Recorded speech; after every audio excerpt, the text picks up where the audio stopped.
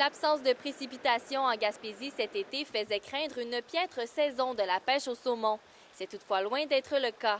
On est tout près de 6 000 jours pêche, c'est 5 d'augmentation sur l'année passée, qui avait déjà été une très bonne année, ce qui fait que la fréquentation, malgré les niveaux bas, a été excellente pour la saison 2017.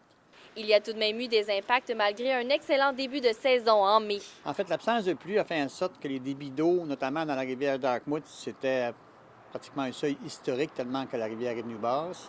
Par contre, la présence de saumon dans pratiquement toutes les fosses, autant la Yoke que la Dartmouth, a fait en sorte que les pêcheurs avaient quand même espoir de prendre un saumon.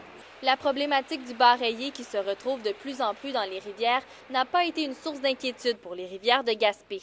Saint-Jean n'a constaté aucun. 2 bars rayés qu'on a vus dans la rivière Dartmouth à la fin juillet. Mais pour nous, ce n'est pas un problème à date là qu'il est. Là. Évidemment, c'est sûr que ça nous tracasse, ça nous inquiète. Je sais que le ministère a l'intention, avec clarification, de faire des études un peu plus poussées sur le bar rayé. Ça nous rassure.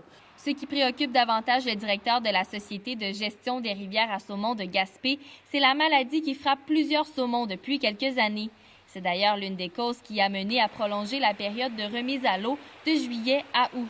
Les signes qu'on avait n'étaient pas nécessairement rassurants quant à la quantité de saumon en rivière.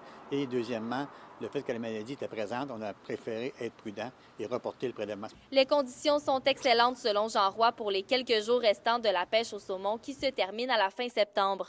Stéphanie Collin, Gaspé.